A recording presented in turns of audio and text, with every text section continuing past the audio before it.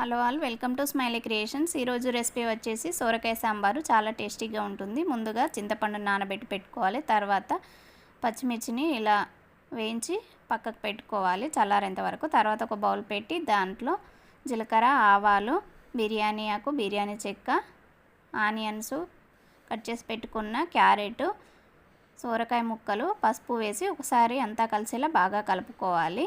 మూత పెట్టి మగ్గనివ్వాలి. తర్వాత చింతపండు రసాన్ని తీసుకొని అందులో పోసుకోవాలి. కొద్దిగా వాటర్ కూడా యాడ్ చేయాలి.